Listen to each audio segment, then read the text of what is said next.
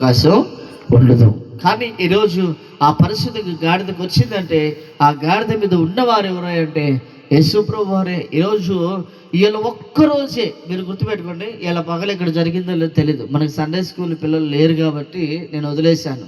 లేకపోతే ఈరోజు ఇక్కడి నుంచి మొదలుకొని క్రిస్టియన్ పాలెం దాకా నడిపించేవాడిని మిమ్మల్ని అందరినీ.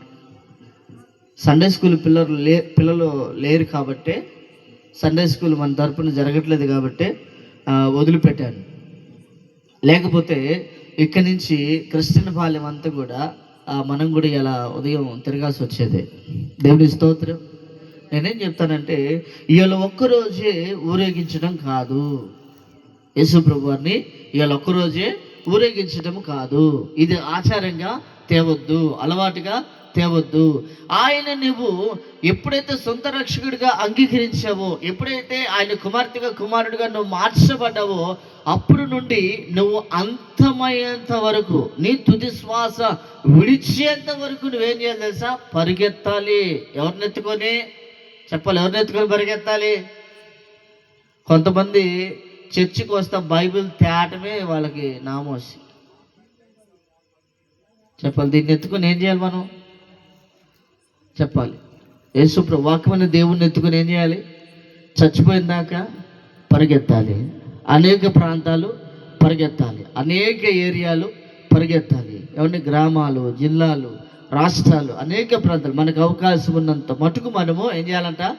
పరిగెత్తాలి. గాడిద ఎలాగైతే యేసుప్రభు వారిని ఎక్కించుకుని తిరిగిందో, మనం కూడా దేవుడు మనల్ని గాడిదతో పోల్చాడు. అనగా దాని మీదకి యేసయ్య ఎప్పుడైతే ఎక్కాడో దానికి విలువ వచ్చింది.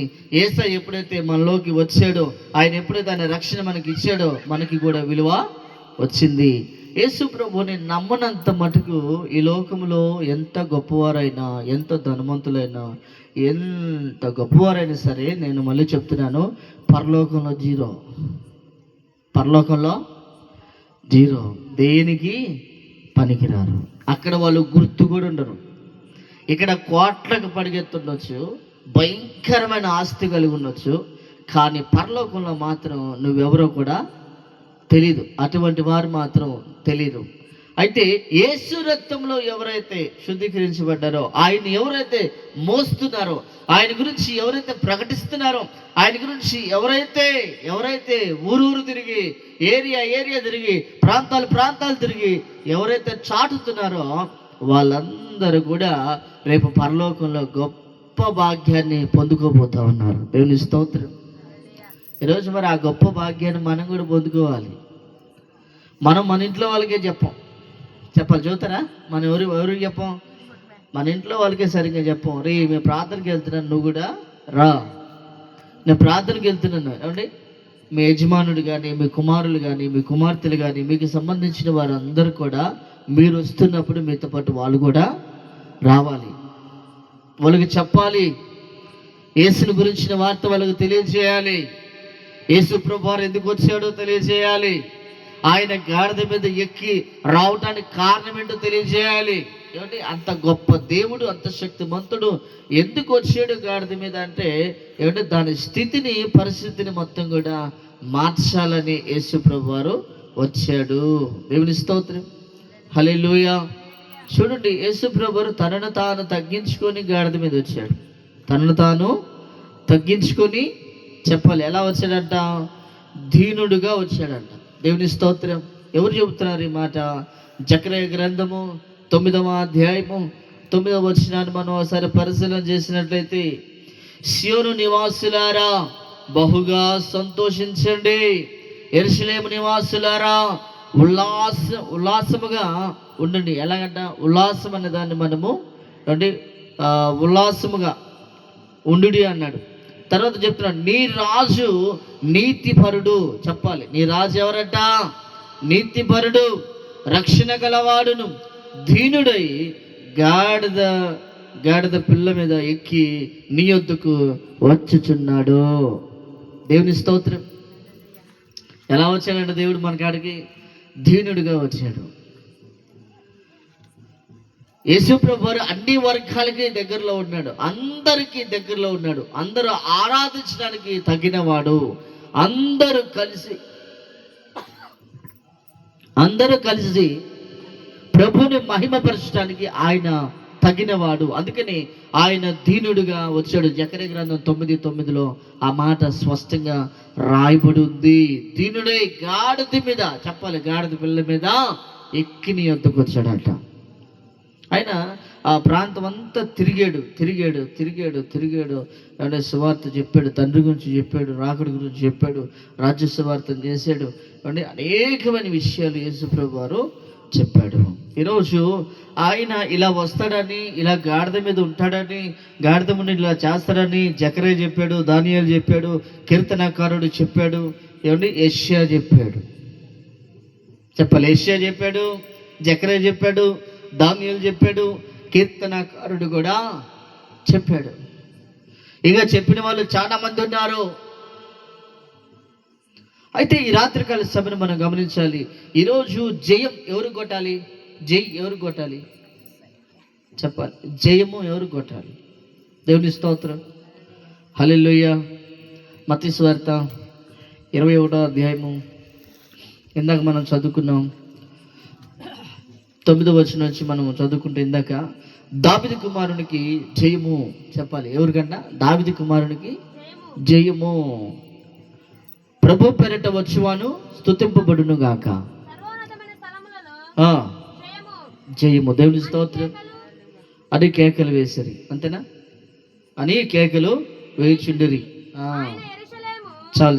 చూడండి, ఇక్కడ ఈ 3 మాటలు మనం జ్ఞాపకం చేసుకున్నాడు. జయం ఎవరికి చెప్పాలి? జయం.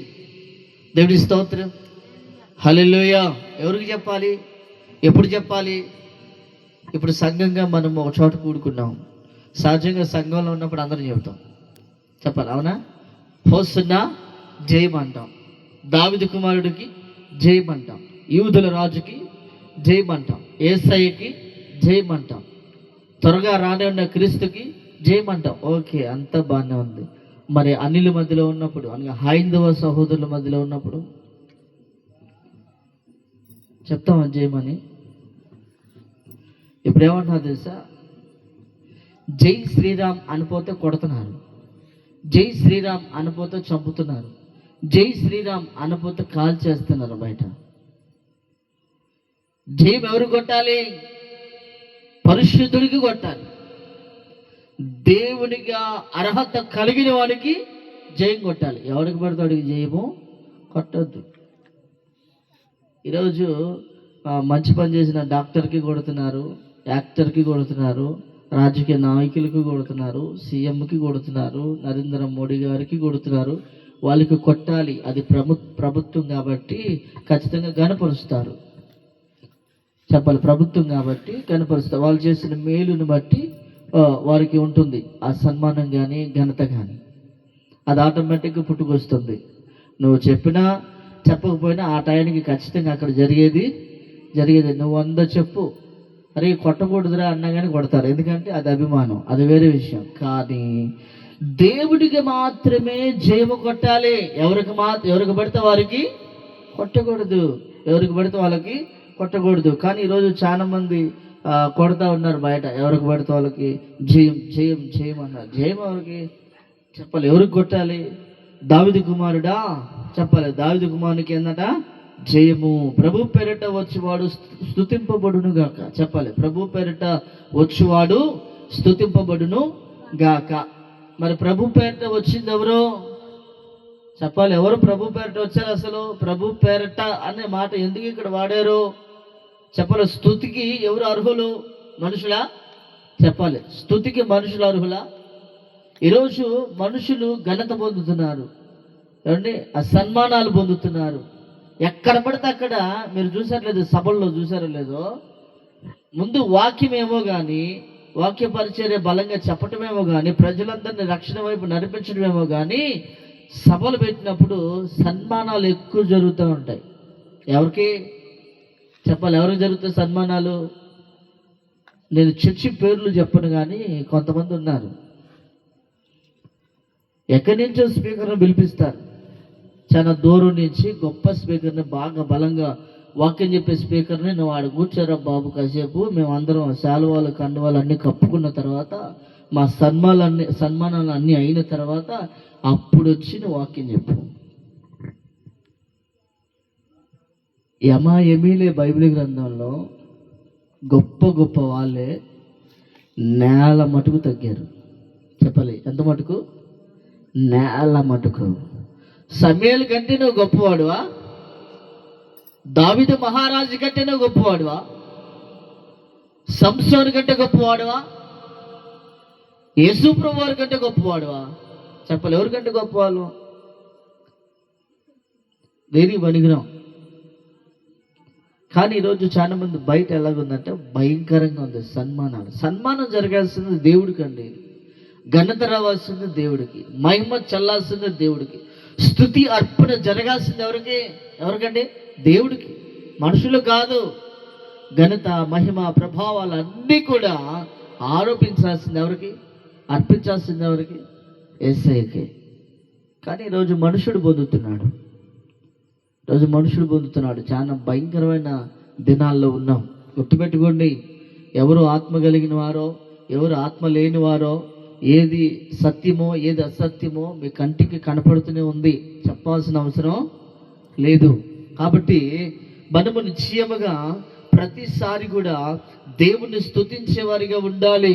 స్తుతికి అర్హుడు ప్రభు, ఆయనని నిరంతరము స్తుతించాలి, ప్రతిరోజు స్తుతించాలి. మీకు ఒక విషయం చెప్పనా, స్తుతి పరిస్థితులన్నింటినీ మార్చేస్తుంది. నేను మళ్ళీ చెప్తున్నాను, అందులో నేను అనుభవించాను కాబట్టి అనుభవపూర్వకంగా చెప్తున్నాను.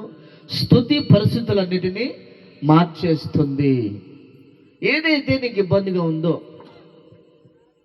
ఏదైతే నీకు సమస్యగా ఉందో, ఏదైతే నీకు ఆటంకంగా ఉందో, ఏదైతే నీకు శోధనగా ఉందో, ఏదైతే నీకు సమస్యగా నిలబడిందో, ఎప్పుడైతే నువ్వు స్తుతిస్తావో వాటి కోటలన్నీ కూలిపోతాయి. యేసు నామములో హల్లెలూయా చెప్పాలి. వాటి కోటలన్నీ